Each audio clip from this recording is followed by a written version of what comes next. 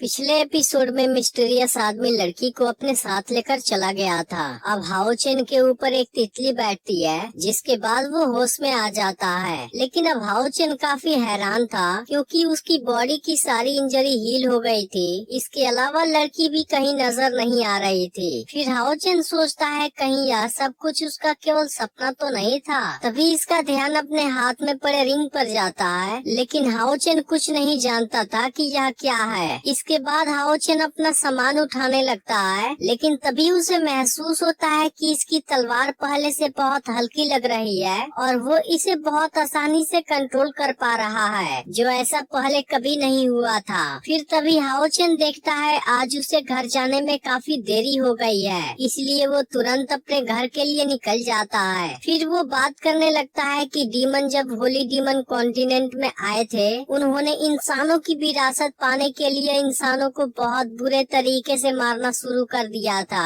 जिसके बाद इंसानी पावर ने 6 टेम्पल बनाया, जिनका मकसद डीमन को रोकना और इंसानियत को बचाना था। इसलिए हाओ चेन भी एक वॉरियर बनना चाहता है, क्योंकि वह भी उनके जैसे इंसानों और अपने करीबी लोगों की रक्षा करना चाहता है। फिर कुछ देर में हाओ चेन अपने घर पर आ जाता है और वो अपनी मॉम को काम करते हुए देख परेशान हो जाता है, क्योंकि उनकी तबीयत पहले से ही खराब है। फिर इसकी मॉम पूछती है क्या तुम टेस्ट में पास हो गए, जिसके बाद हाओ चेन इस बारे में बताता है और कहता है कि मैं अब एक वॉरियर स्क्वायर बन चुका हूँ। फिर वो अपनी मॉम को अपना टैलेंट दिखाता है और कहता है कि मैं अब आपको अच्छे से प्रोटेक्ट करूँगा और आपको परेशान नहीं होने दूंगा। इस पर इसकी मॉम कहती है तुम तो हमेशा से ही मुझे प्रोटेक्ट करते हो। तब हाओ चेन कहता है लेकिन यह उतना एनफ नहीं है, मुझे तो अभी अपने फादर की हिस्सेदारी भी निभानी है, जिसके लिए मैं और ज्यादा मेहनत करूंगा। तभी फिर से इसकी मॉम की तबीयत बिगड़ने लगती है, जिसके बाद हाओ चेन तुरंत मेडिसिन बनाने चला जाता है, जहां वो अपनी मॉम से पूछता है क्या अंत में डीमन गॉड ने वॉरियर को मार दिया था। तभी इसकी मदर बताती है कि नहीं, उस वक्त सभी वॉरियर ने अपनी पूरी कोशिश की थी, लेकिन वो डीमन एम्परर को नहीं रोक पाए थे और डीमन एम्परर ने सभी वॉरियर को बुरी तरह से जख्मी कर दिया था। इसी बीच हाओ चेन मेडिसिन में अपने पास वाला स्पिरिचुअल लिक्विड मिला देता है और पूछता है क्या डीमन एम्परर सच में इतना पावरफुल था।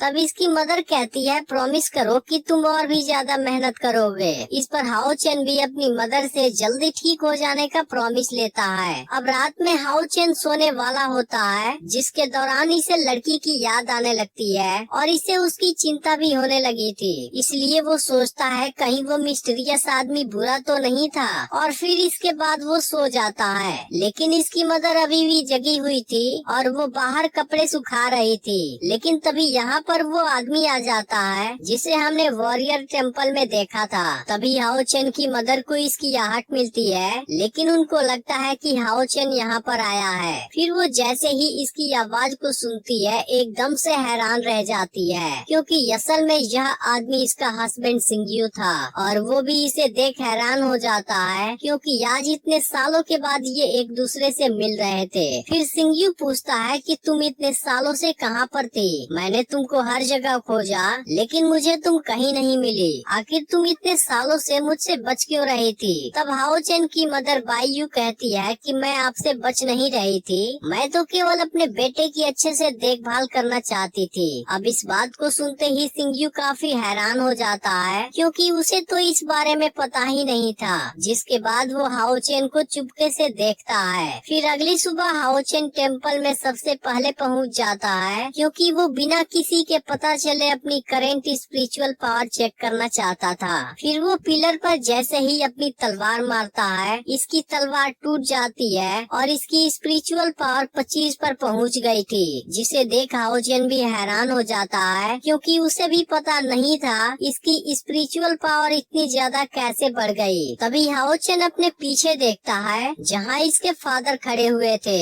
लेकिन हाओ चेन अभी भी इस बारे में कुछ नहीं जानता था, जबकि उसके फादर इसके बारे में बहुत अच्छे से जान गए थे।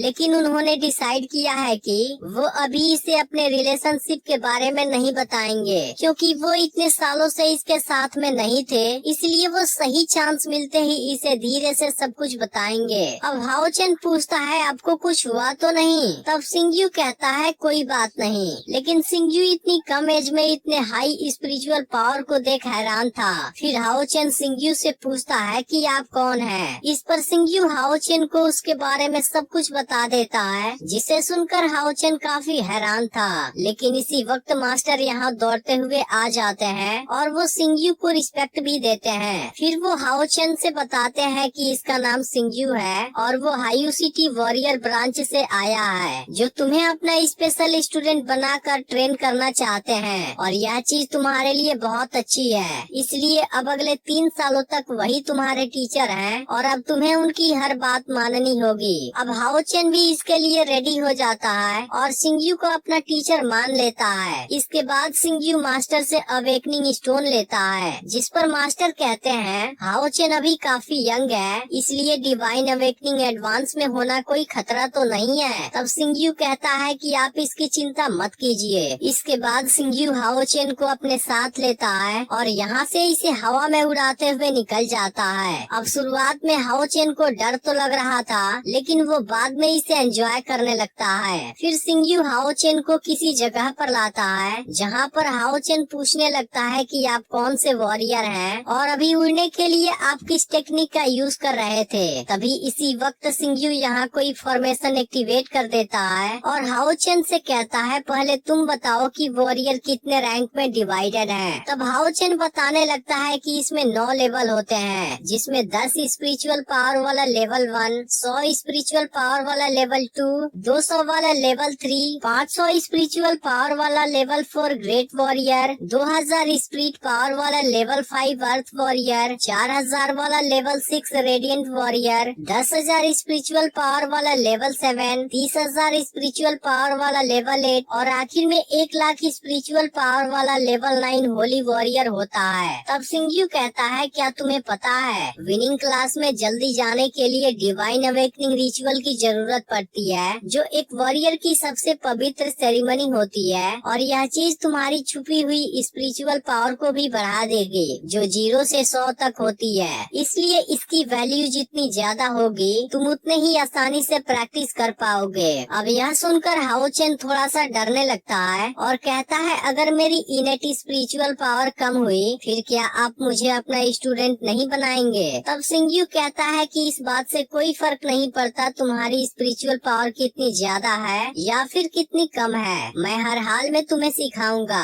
लेकिन divine awakening process spirit discrimination से जुड़ी हुई है, इसलिए तुम्हें बहादुरी से काम लेना होगा। अब हाओ चेन पूरी बात समझ गया था और कहता है कि मैं अपना बेस्ट दूंगा। इसके बाद हाओ चेन बीच में आ जाता है, जिसके बाद सिंग्यू इस प्रोसेस को शुरू कर देता है, जिसका पहला स्टेप उसकी बॉडी को प्योर करेगा और फिर लाइट पावर का वेलकम करेगा। लेकिन हाओ चेन की एज अभी बहुत कम थी, इसलिए इस प्रोसेस में इसे दूसरों से 10 गुना ज्यादा दर्द होने वाला था, लेकिन कैसे भी उसे यह दर्द सहना पड़ेगा। इसके बाद पहला स्टेप शुरू हो जाता है। फिर सिंग्यू कहता है कि तुम डरना मत, अगर तुम्हें कुछ भी प्रॉब्लम हुई फिर मैं इसे बीच में रोक दूंगा। लेकिन हाओ चेन को ऐसी कोई भी प्रॉब्लम नहीं हो रही थी। फिर सिंग्यू को पता चलता है कि हाओ चेन की बॉडी में कोई भी अशुद्धि नहीं है और इसका 12 राइटनेस भी एक्टिवेट है, जो कि बहुत अच्छी बात थी। इसके बाद सिंग्यू मेन स्टेप को शुरू करने जाता है और हाओ चेन से कहता है चाहे कुछ भी हो जाए तुम्हें इसे सहना पड़ेगा और खुद पर यकीन रखना होगा।